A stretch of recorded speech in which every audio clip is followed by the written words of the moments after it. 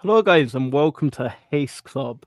My name's Liam from the Hustle Brothers, and joining me today on our daily Haste Club stream is the founder, Christopher Bell, of the Haste Club, and we have Dylan Rogers, my co-Hustle brother. Guys, how are we getting on today? Well, it's been a very Recovery. good recovery day, Chris. No, Yeah. it's been awesome. A lot of family time, a lot of yard work, and a lot of Rocket Lab research, to be honest. So it's been a good day. No, to be fair, do you know what, Chris? You deserved all the celebrations yesterday. Still, I want to say, now that you've sobered up, congratulations again on your daughter. Guys, anyone that wasn't here yesterday, Christopher's daughter graduated, and fair play, he's a family man. And do you know what? Sometimes we all need to put our feet up and just let the hair down. And do you know what? At the Haste Club, that's what we love to do. We love to make this more chilled out, open forum. Anyone can call in. We don't mind who you are, how many shares you have. You don't even have to have any shares. Just have the passion about Rocket Lab. And look, we don't bite. You're welcome to call in. But guys, today, Christopher's actually blown my mind. Yeah. I've been working all day. I actually feel like since I came back from holiday, it's been live stream work, live stream work, live stream work. Yeah. And I was having a chat with Chris, and my God, he got me down some next rabbit hole. So I think I'm gonna sort of jump into that straight away. Chris, we're talking about Yes. power, energy storage. We're talking about IonQ and quantum computing, data centers from space. Do you want to elaborate a little bit more and set the scene on what we're going to talk about? Well, I was thinking about their. All right, so they have their photon, the photon project. They got what, three or four buses, um, and it really got me thinking because you know, Neutron itself is designed for manned missions. It's gonna be a long time out. And it's not gonna be soon. I'm not gonna get into that much, but it just got me thinking a little bit about where the possibilities are for photon moving forward. And if you look back at the NASA LOX SAT mission, it was a cryogenic fuel board systems test. There's a potential for, and it's going to sound a little crazy, but that's what I do. I mean, I don't give a crap. But you're going to have like uh, almost like gas stations in space where you can fuel up, whether it's power or fuel. It's going to be out there, and it does look like you have to have payload capacity.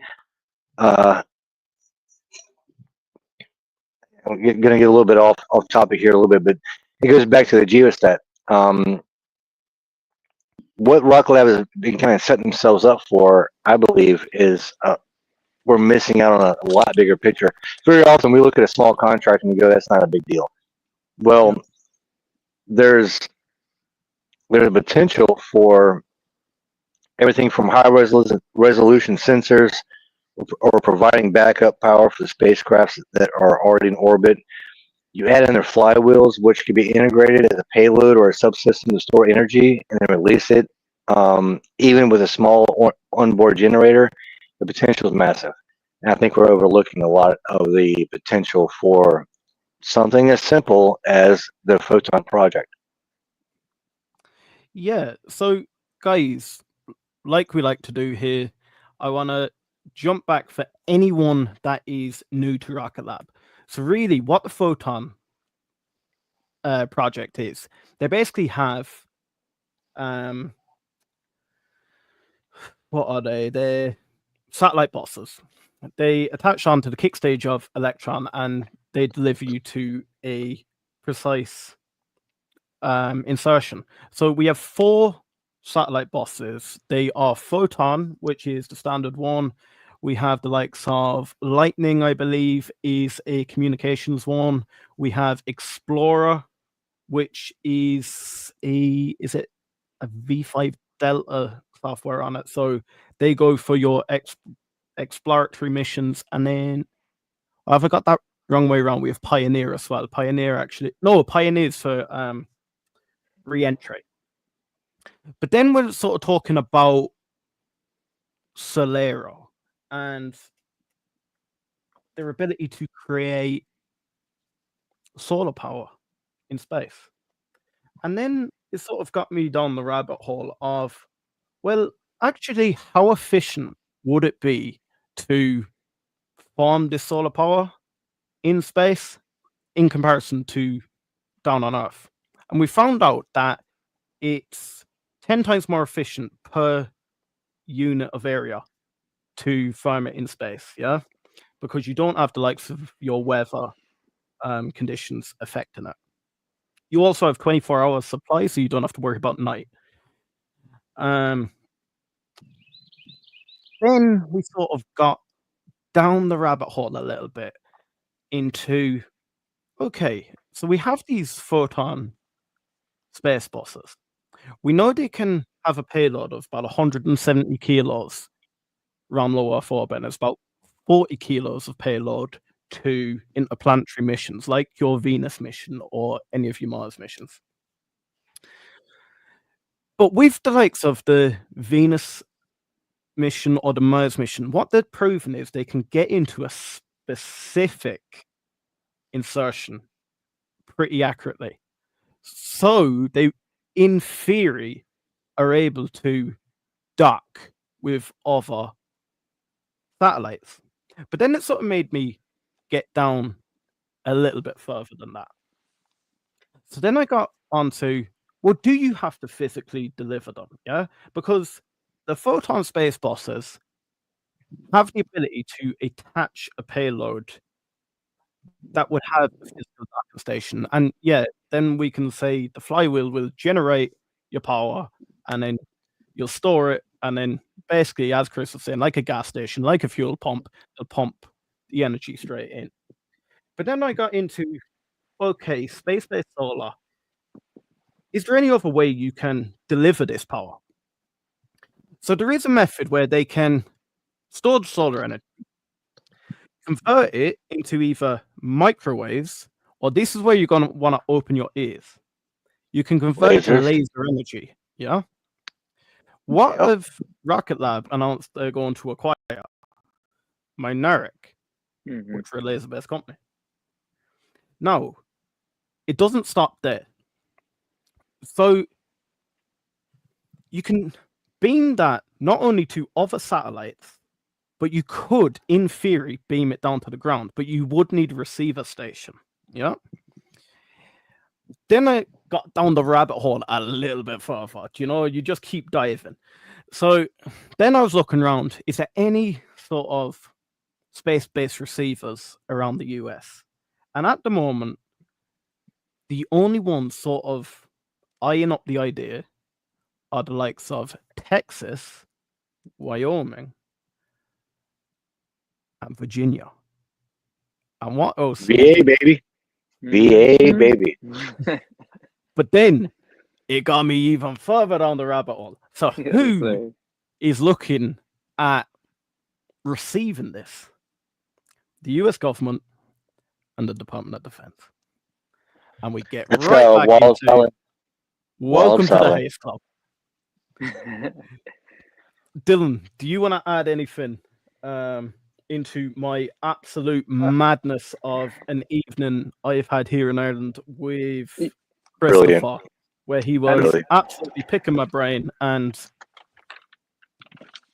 well, I think to that, Liam, like you say, I think that's part of what the community and the Haste Club is all about, is picking the brain, opening those holes and deep diving to see if those answers are out there. And fantastic job on all the research you did today. I mean, to come back with all that, amazing. And, just listening in and, was really looking and listening to how this method maybe being more cost efficient and more energy efficient upon the company, and maybe either of the partner companies as well. Maybe it's a bit forward looking statement in this, but to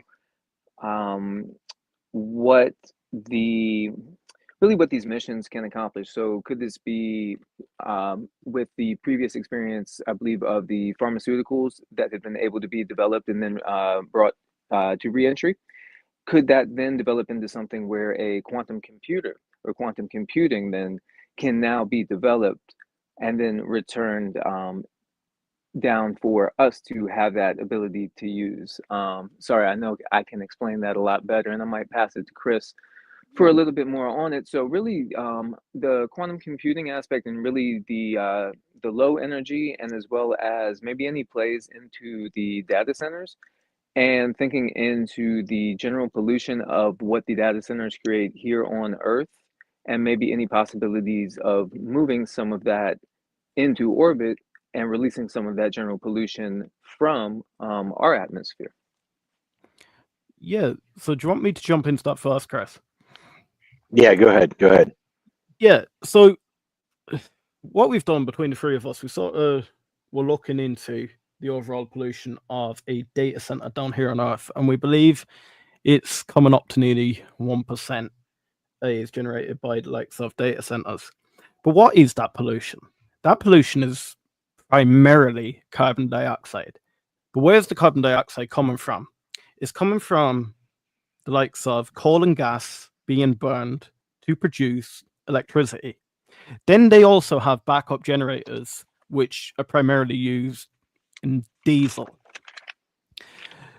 So why do they need this amount of power? Well, it's not only just to power the computers, but they also have very, I don't even know the word, power consuming, if it's a word. They generate a lot of damn heat. That's the problem. The heat. It takes a lot of power. It takes a lot of power, and they generate a lot of heat. At least down here on Earth's atmosphere. Now you do that in space.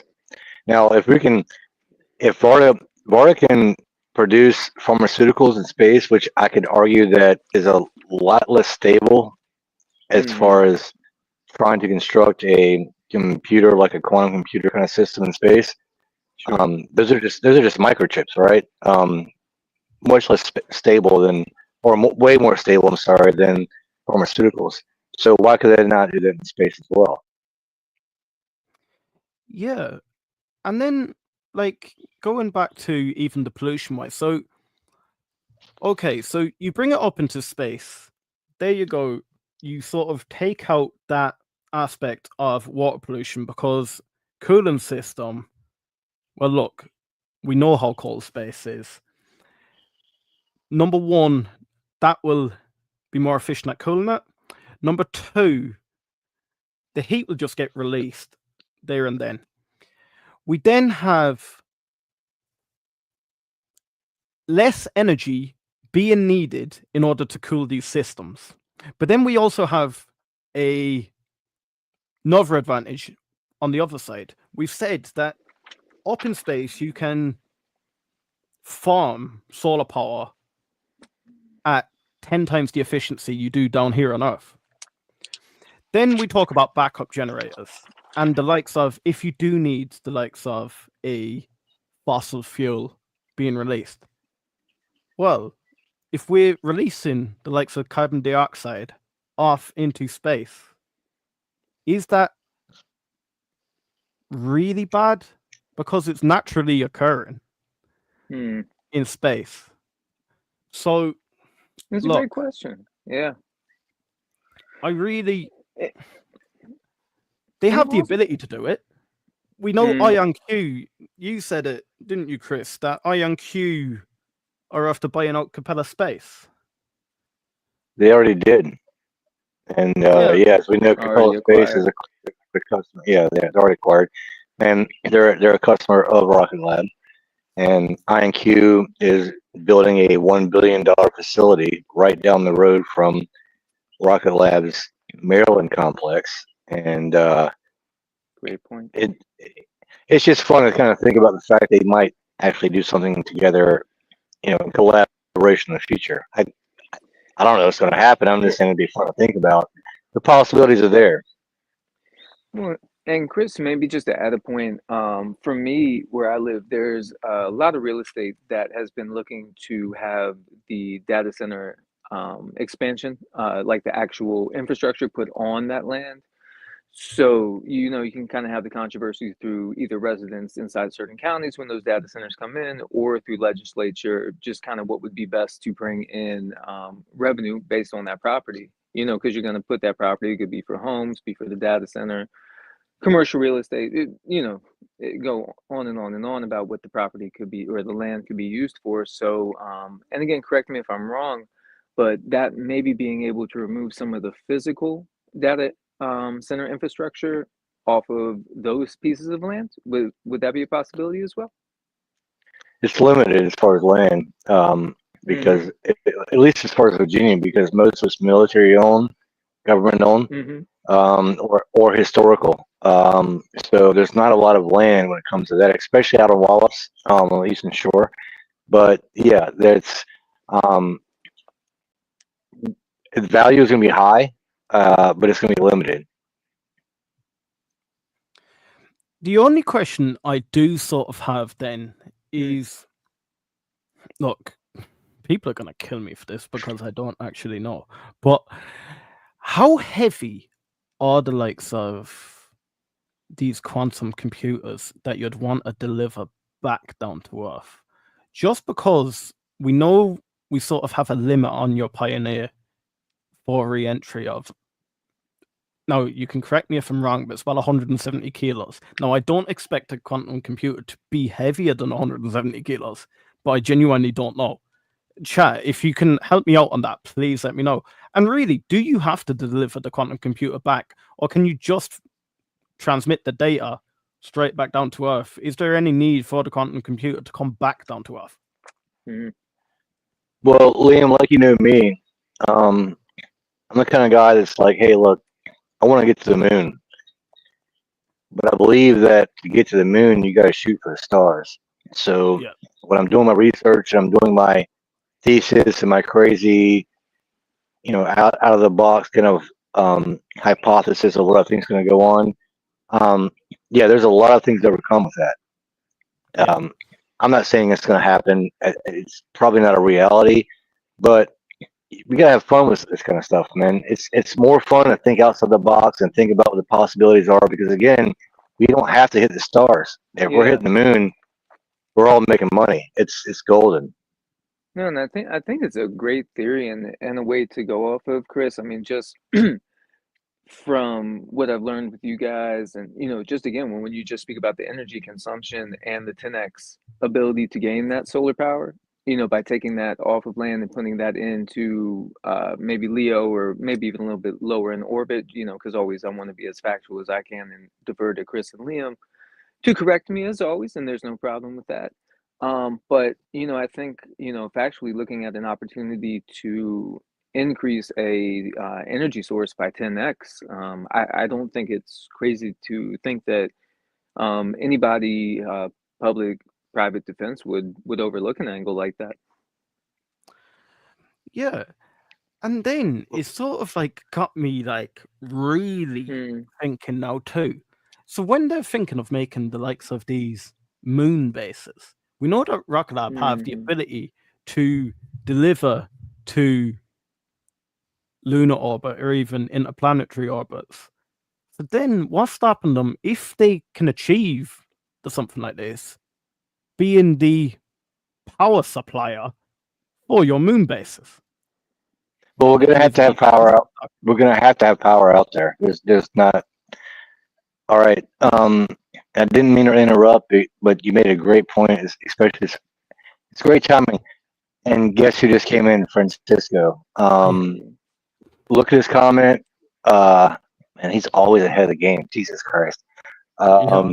Love it. Yeah, he's right. He's right on point. We're gonna have to have power. There's gonna be multiple different space stations, whether it's commercial or government, both on the moon or around the moon. Look at the Capstone mission. I mean, Rocket Lab's the only and the first and only company to actually have a satellite orbiting the moon. And that's going to grow into, again, look back at smaller contracts. We all kind of forget it. And then 2-3 years down the line, we're going, holy crap, that was a big contract because it's going to provide a lot more revenue in the future.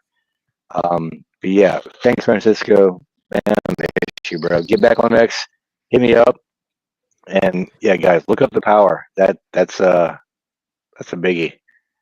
Guys, I'm sure most of you in here are following.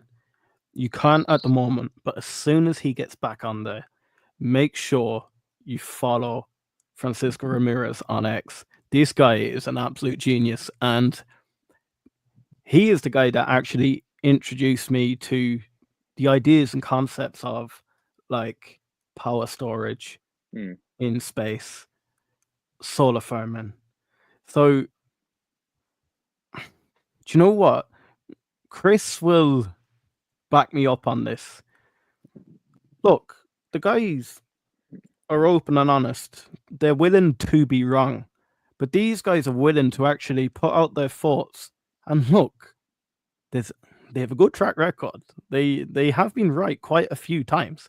So make sure you are following Francisco and Chris on X.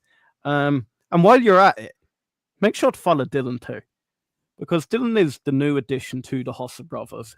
And do you know what? We will be streaming every single day on the Haste Club for the foreseeable. So make sure you give our boys some love here. But Francisco, honestly, it is amazing to have you back, even in the comments alone. We have really missed you. I actually liked the relationship we were building on X, messaging back and forward. Now, not going to lie, you were giving me a lot more information than I was giving you back. But I promise you, I was worried about it, man. I was worried. I was like, man, I'm like, man, where's he at? I was worried about you, bro. I'm happy to see he's doing fine. That's all that counts. And again, Olga supports us every single day. You know what? I can't thank this Rocket Lab community enough. They've welcomed us in with open arms. All you guys are probably well used to seeing Chris about, but since me and Dylan have came on to the picture, you've all just welcomed us in as if we've been here the whole time. So I really want to thank you for that. Yeah, thank you. Olga's gonna be the Rocket Lab the launch party for Neutron, right, Olga? I think she's in. It's gonna be a blast. That launch party is gonna be a blast. I can't wait. That's amazing. I know you have quite an itinerary lined up, and do you know what? I am gonna try my utmost to get out there to you.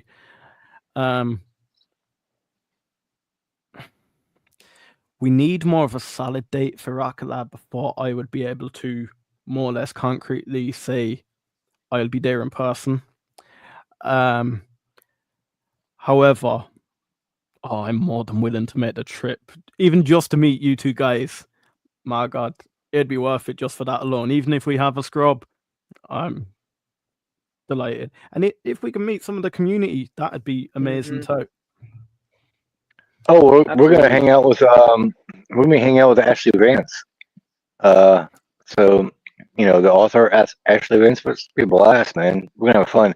I mean, you know, there's a very high chance it's gonna be a scrub. We're all expecting that. It's gonna be very difficult to get it timed out perfectly. I mean, come on, give us a break. I mean, it's it's rocket science.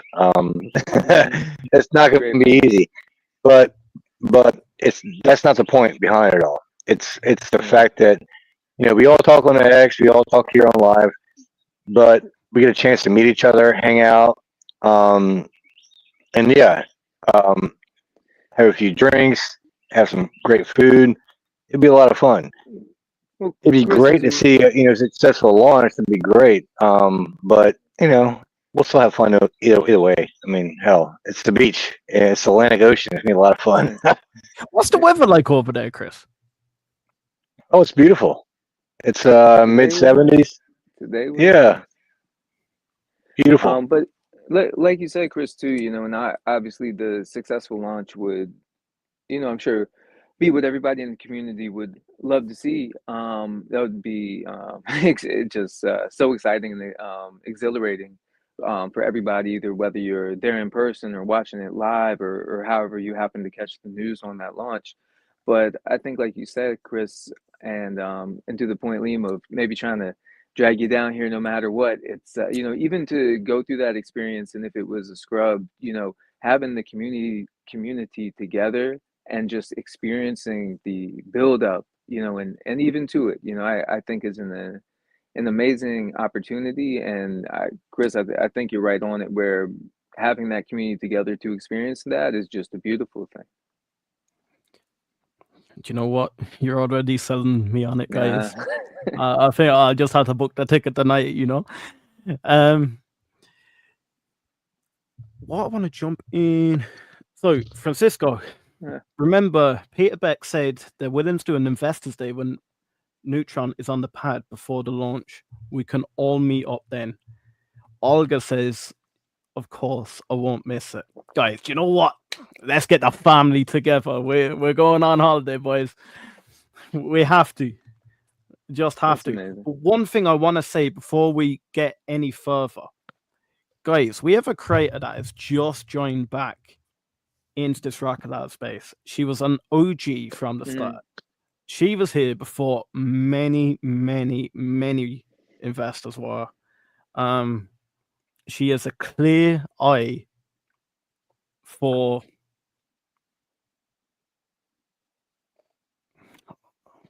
what, let's say, I'm not even up and coming. Yeah, I can say up and coming because Rocket Lab was up and coming around then. Guys, make sure you go and check out Stock Trek Go on YouTube and X. But Star Trek Go is starting to ramp up her videos again. She took a little bit of a break for about a year, but look, her content is a must watch. Really, I've been diving into some of her videos recently. I'm like, this girl can't have been away for a year. Yeah, if I'm away for 2 or 3 days, the fear I get coming back on camera, the fear I get coming onto a live stream, even like yesterday, I just felt mad tired from after the holiday, mad day at work, jumped on the stream yesterday, and I actually felt a little bit like a deer in the headlights. I'm not as bad today, but look, we all have our up and down days, but That's bullshit. she makes it look like she's a professional. So, guys, That's make bullshit. sure. Well, and to be honest, You Matt, guys, when I got no, you guys, go for it, look, you guys brought me on like 30 minutes before we went live, right? And the whole time, I thought we were live the whole time. And you guys knew that it's like, Chris has been drinking all day long. He's been at his daughter's graduation. We're going to screw with him all the whole time. And then like, oh yeah, mate, by the way, we're going live in like 5 seconds. And I was like, what the hell's going on? Thanks for that, by the way. Spitting all facts, no fiction for 30 minutes. And it was like, oh no. It was like, all right, No, now that's what it was. I was laughing because you were giving us so much information. I was like, absolutely. Are you not going to save any of this for the stream? And then you said something at one stage and you were like, said something. I was like, did he say comments? I thought, nah. And then you went, Francisco, I miss you, brother. I can't wait to get you back on next. And I was like, he definitely thinks we're live. There you go. That's not fair, man. That's not fair. You guys just screw with me. You're just like, hey, let's have fun with Chris today. What is Chris doing? Oh, he's probably drinking. That's probably what he's doing. Let's just have fun with Chris today. That's what's happening. But hey, I love it. No, we love on a live stream like that. But you know what? It's all for the laugh. Well, and just to compliment, I would say probably about the first video I checked out on YouTube today was from Stock Trek. Extremely informative. I do encourage all that are into this space of space content to also go and check the videos as well as you have the time. And for me, again, I'll speak for me. I found it to be incredibly value content. So actually, it was one of the first things I watched when I got up today. So yeah, totally agree with you as well, Liam. Do you know what? Yeah, she's great, man. She's awesome. Really... She's OG. There you go. She's the original Rocket Lab OG. When I first got on Rocket Lab, it was Yeah. a SPAC. It's called VACQ, and she was the only person on YouTube I could find that was doing anything on Rocket Lab. And the girl knows her stuff. Mad respect. Mad respect. Star Trek girl, if you're listening, please come and join the Haste Club. We love your content. You're the missing piece to our puzzle here. Nah, genuinely, hand on heart, if there's anything any of us can do for you to help you get back on your feet, because I know coming back from even a week off I had it's a nightmare. So you're doing an amazing job. Keep doing what you're doing, and we'll be supporting you every step of the way. But let's get back on to the Haste Club, boys. So, any more interesting conspiracies for me to dive into, Chris? Yeah. You guys know I always got something. Which one? All right. So, man, let's see. I'm gonna skip over flywheels. Okay. We talked about flywheels. I'm not gonna skip over that. We'll save that. I want you guys to look up NYX. NYX. Very interesting. Now we're gonna be looking at 5 to 10 years out, but Neutron was built for the potential of having manned missions. So, NYX is a capsule. I don't know. You guys both told me the name of the company earlier, and I've already forgot. Sorry. Exploration company. There we go. All right, yeah. So Liam, take it over, buddy. Yeah. So really, Neutron's designed to have, is it a 3-man capsule ideally? From what I believe, they can carry 3,000 kilos of cargo on the likes of one of these capsules. Now, jumping on into it, the missions for these vehicles cost 25 to 50% less than your typical space capsules of today. We know Peter Beck is a shrewd operator. Why wouldn't they? What are your thoughts on that, Dylan? You know, I think for me, one thing that I was kind of thinking of today, as well as listening to Peter Beck and talking about the success of space kind of in general, and talking about some of the other companies that may be competitors to him as well. It was more of the approach of one wins, all win. And so I think as some of the other competitors or companies in the space may be taking an angle of maybe that is a first step, or maybe that is a more primary position of what they're looking to execute on. I think it is a great forward thought. And from, again, what I have been listening and reading about Beck, is it's a lot of forward thinking. It's not about what he's doing today. It does sound like he's very prideful in wanting to accomplish the missions that he has on the books today. But there is also that forward vision of what space can and will be. And I could very much see Rocket Lab following into a place like that. And also a plan of mine was to go back and do some more research on NYX, and see that connection into Rocket Lab specifically. So I'm going to be DDing more of that tonight, and come back with some more info as well. And the thing is, what I really believe is Peter Beck has no brake pedal. He genuinely is footing the accelerator the whole time. He just gets Electron profitable. And next thing, we're talking about Neutron. When everyone's getting excited about Neutron, we're actually developing space systems. Everyone gets excited about space systems. Guess what? Flatlight's coming out. Then we're acquiring Minoric and then GEOST. Like, it just feels like he's always 10 steps ahead. Wait a minute, Mm. we've lost Chris there for a second. There we go. And that's what we want to try and bring to the Haste Club. Instead of jumping into everything from the past, we'll kind of bring stuff from the past and we'll see, can we join the dots together and see what's coming next? Look, we're going to be wrong a lot of times, but I can guarantee you, if we're here every single day and we get the community on board, we're going to be right eventually. Well, we hope. Look, I'm not on the board of Rocket Lab, but like, I was right about Haste. I was right about Haste. Yeah. Thanks, Francisco. Love you, bro. I was right about Haste. EU, UK, Australia, soon to be in Japan, Taiwan. It's international, very international. It's not going to stop. Yeah, it helps to think outside the box. It really does. This is not. This is a multi-generational company. This is not your norm when it comes to investing. It's just not the norm. Rocket Lab will be a household name in the next 3 to 5 years. So yeah, jump on board. Let's have some fun.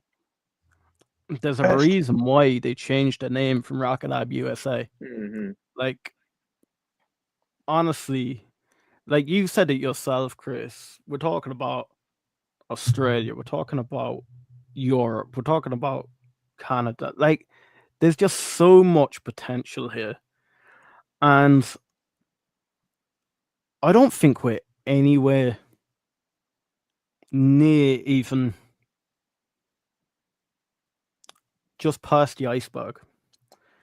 I genuinely think there's a lot more happening, even today, in Peter Beck's mind than we could anticipate.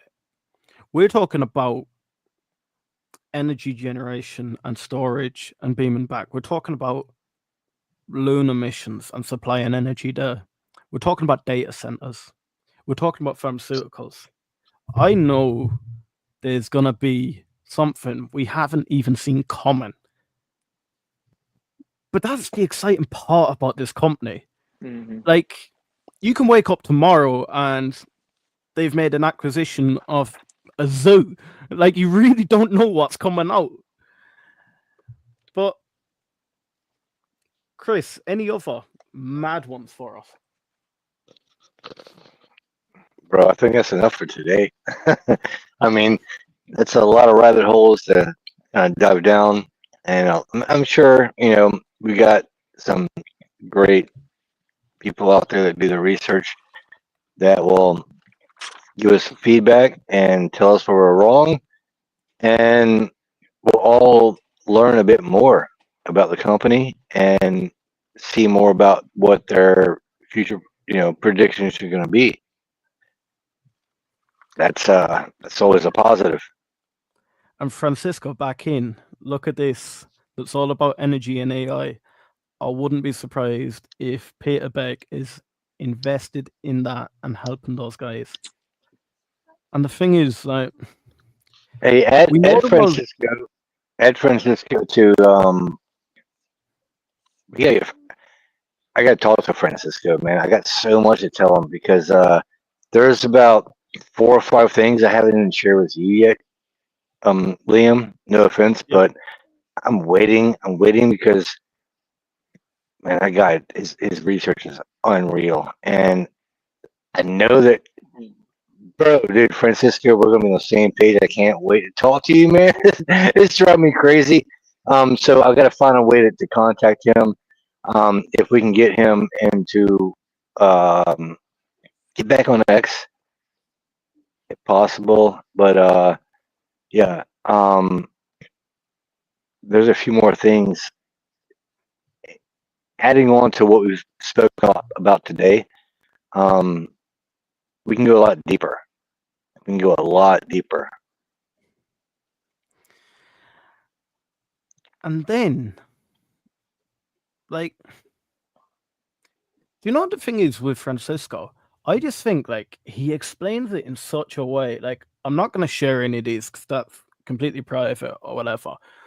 But he knows how to explain certain concepts in such a way that's relatable to everyone. Like he was even drawing diagrams for me at one stage, and it just made it click in my head. And it was like, oh yeah.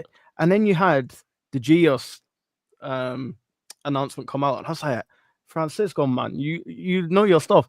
But then it got like really frustrating when he got, I believe you got taken off X, was it, or you got hacked or something off X? And I was like, oh no, I really need to talk to this guy at the moment. I'm so glad to have you back in this community, guys. Actually, please let me know if anyone wants to call in. Jump into the comments on YouTube. For some reason, still X is not showing me the comments until after the stream. So if you need to comment, jump into YouTube and fire away. Do I do another giveaway today? Look, jump in, show us your love, and I potentially will do another giveaway in the YouTube comments today. Chris, come here. Let me know. When are you ramping up on YouTube? When are you opening up that channel so we can? I'm working on it. But I've been a little lazy. Not gonna lie. But Oh, you've had a lot on, to be fair. yeah. It's been a busy week. I can say that. But I'll be on soon. It's gonna happen very soon. And like you said, Chris, so it was that LockSat mission that really demonstrated that potential on that photon bus as well. Well, no. Okay. No. So the thing is, they have the capability of doing that, and it was Okay. something that there's a need for that, and there's a it's kind of designed for in many ways for that kind of project, but was not the main mission. To be fair, but now you look at a geostat and a mineric, and Sure. you look at the need for, again, you look at if we're going to have multiple space stations and multiple satellites, and there's going to be a need for refueling, whether it's cryogenics or it's going to be kinetic energy. There's going to be a need for that. It's long, Makes a lot of sense. I mean, it's way off. I mean, obviously, it's way off, but I'm not investing for next week or tomorrow. I'm thinking 5, 10, 15 years from now. And we're going to see people, on the moon and colonizing other moons or possibly Mars. And it's just fun. I mean, it's just Yeah. fun, man. I mean, if I'm going to invest, I want to invest in something I'm going to actually want to listen to the earnings reports, and I'm going to want to actually get involved in. If I'm going to, I'm poor, so if I'm going to invest money, it's got to be something I'm literally willing to do the research in. Not a lot of them out there, and I could be wrong. I'm wrong a lot. I'm fine with that, but life's short, man. Have fun. Absolutely. I want to sort of touch on as well. It kind of like made me think. So jumping back to when I was on holiday, I was watching the Starship launch, and we had that rod. But it kind of sort of made me think, like, I'm going to ask you guys, but I want the comments to sort of answer me too. To you, what would be a successful first launch attempt for Neutron? What defines successful for you guys? Is it achieving a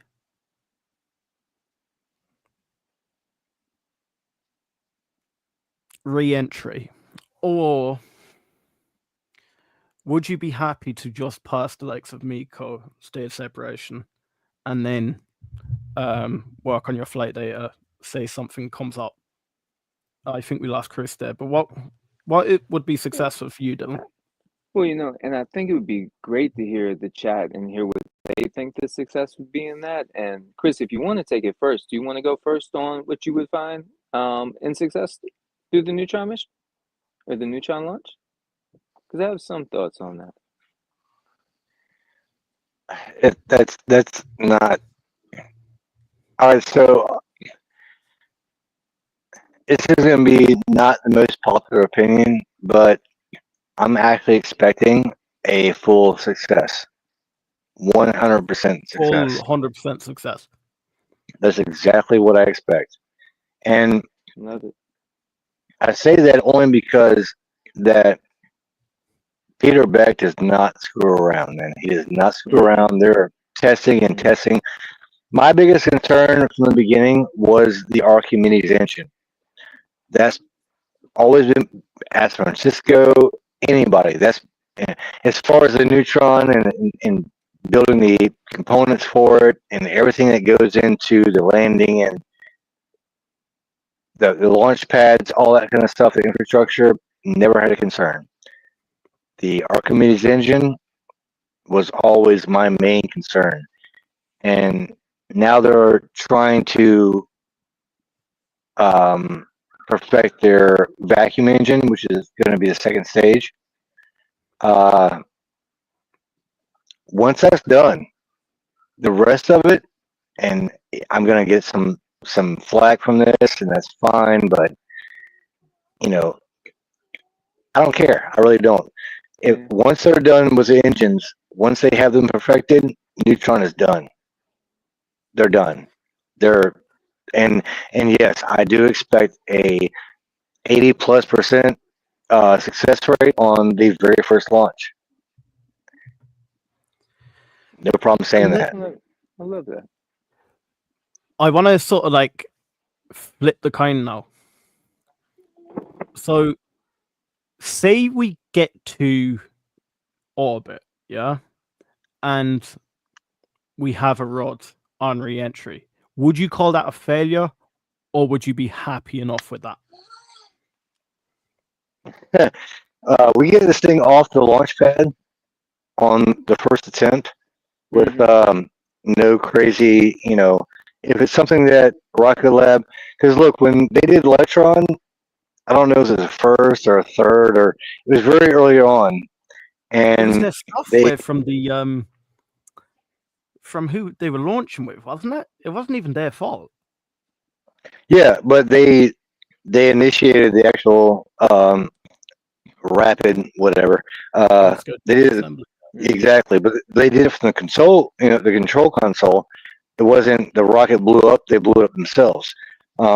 So and then we had last year we had a problem with a launch.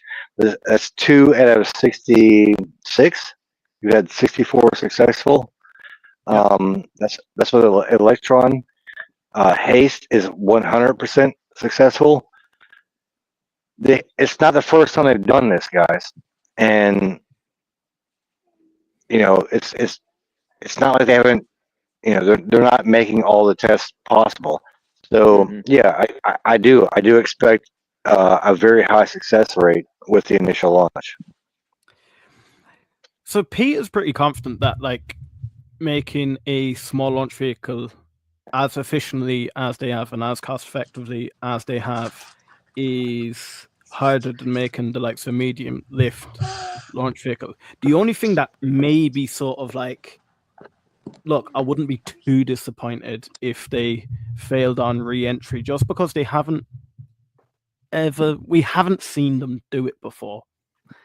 I'm sort of in agreement here with Francisco, where I think Neutron's success would be putting something in orbit. Everything after that would be a plus.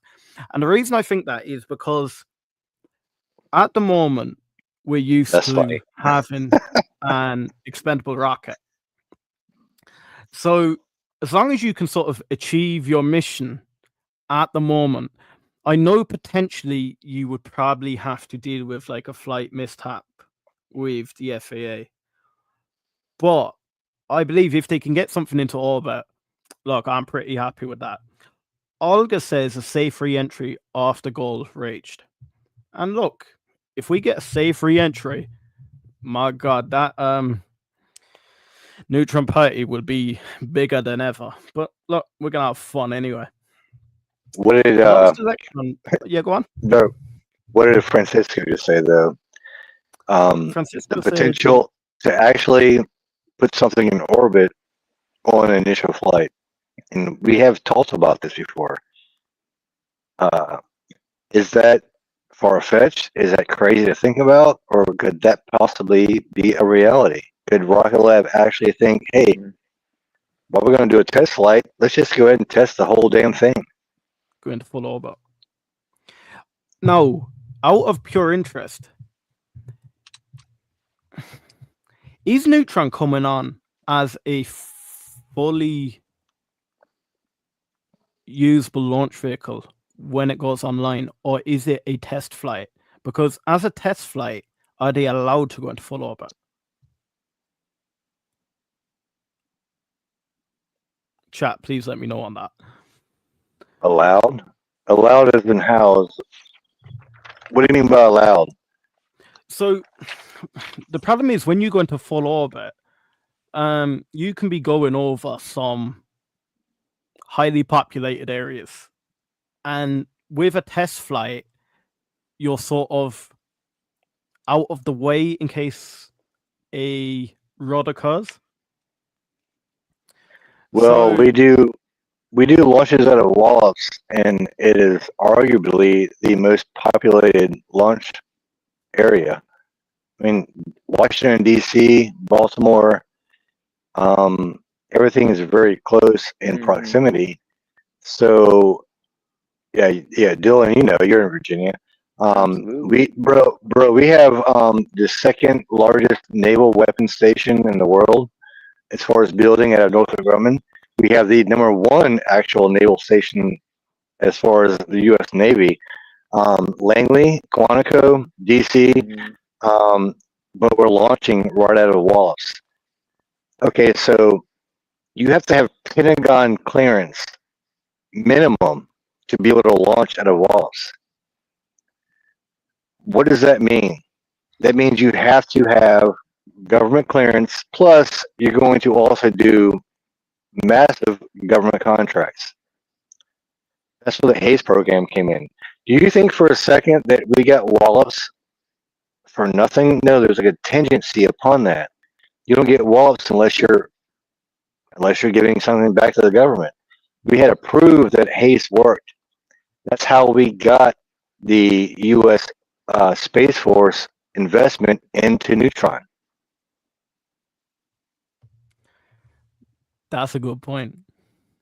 And then I want to jump in. So Matt Money has said they did ask Peter Beck about putting a flatlight into orbit with Neutron on launch 1, and the answer was not flatlight, but we'll test everything possible. And I think that backs up what you're saying there is, look, they can attempt it. Then we have Francisco. The last Electron failure was September 23. They quickly fixed the problem and showed us how they fixed on the call. And that was actually probably one of my favorite earners calls because Peter Beck more or less put everything to bed. And he went down into the engineering genius that he was and broke it down for the everyday man on how this electrical arc happened. I was watching it, and to be fair, I didn't really understand, but he brought up some beautiful charts and he did explain it in such a cool way. So Francisco says, yes, saw that, Matt. That was a great question. You did a great job on the latest interview. Thanks. And we agree on that. Yes, the arching issue seems like it's been resolved. Matt Money, I'm just a guy. The great job is on Peter's part. And we agree on that. June, welcome back. June's following us every day as well now too. Love it. Yeah, great to see you, June. Thanks, June. That's awesome. June's my new favorite. That's my new favorite. Love it. Love her. Awesome person. Awesome lady right there. So, guys, again, do you know what? Make sure you followed Dark Trek Go on YouTube and X. Amazing content. Make sure you followed Christopher Bell. You've just seen with tonight alone the amount of research this man does. Mhm. He destroys my brain every day speaking to him, but I love it because he just gets you right down into the nitty gritty, gets you thinking about little project, well, not little, trust me, not little, but big projects that Rocket Lab may have on the horizon. He comes with legit facts. So, like, I'd be asking him a question and he'll know specific locations, why it can occur. If he doesn't know, he'll always come back to you. He's a great man to have on X, so make sure you follow him. Make sure you follow Dylan on X. We're going to get him set up on YouTube. That's my next project, Dylan. I'm going to be wrecking your head over next week. We'll get you set up on YouTube. Always And welcome. as one of the Hustle Brothers, he will be joining us every day here on the Haste Club when he's available. And he's our newest addition to VTOL Weekly. And guys, please make sure you've banged that like button for this stream. We really want to grow this community out because we feel like a hive mind when we have specialists on the likes of charts. When we have specialists on the likes of rocket engineering, doesn't even have to be rocket engineering, aerospace engineering, any sort of engineering. We have financial guys. We have guys that love to do diligence. We have guys that just love to watch rocket launchers. And that's another thing I want to say to you is we are going to be streaming the next Electron launch. If either Chris or Dylan wants to join me on it, they can. I know, Dylan, you have a young child and that may be hard for you, but you're welcome to join us. And Chris, I'll probably be ringing you at whatever time of the morning, seeing if you want to come online. But if not, I will be streaming it here. Oh, I'll be on. Hopefully, the No, you know me. If I can be up, I'll be up. You know me. It's I did it at 3:30 in the morning. I can definitely do it again. So no problem. I'll be up. Love it. And you know what? I love it because like even the flights from like New Zealand, it's like 8 o'clock in the morning here. It's not too bad. Just get up, have a cup of coffee, sit here, wreck Chris's head because it's 3 in the morning. No, we love it. But make sure you've banged the subscribe to the Hustle Brothers. Lastly, we really appreciate how much you have welcomed us into this community. We want to help grow this space out. All the guys here are doing an amazing job. And we've just lost Dylan there. But Chris, any final thoughts for the guys? No, I just I've got a few more things for you tomorrow as far as rabbit holes. Francisco knows what I'm talking about, but we're going to talk power walls in space. Okay. And let's have some fun with that.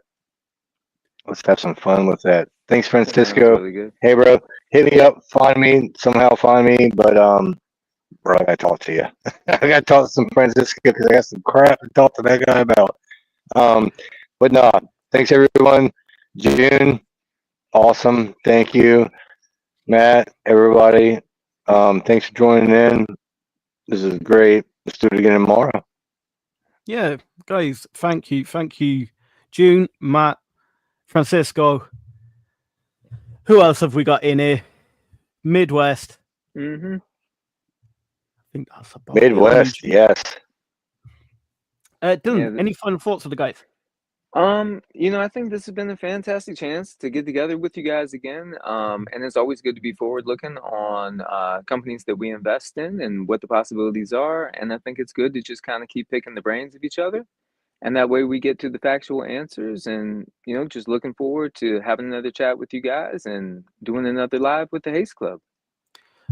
And by the way, guys, do it. anyone that's into eVTOLs, or even if you're not, join me and Dylan tomorrow for his first eVTOL Weekly. Right, guys, until tomorrow, Haste Club and eVTOL Weekly. 2 streams, 3 guys. Let's get it going. Thanks, Have a great night. guys. Good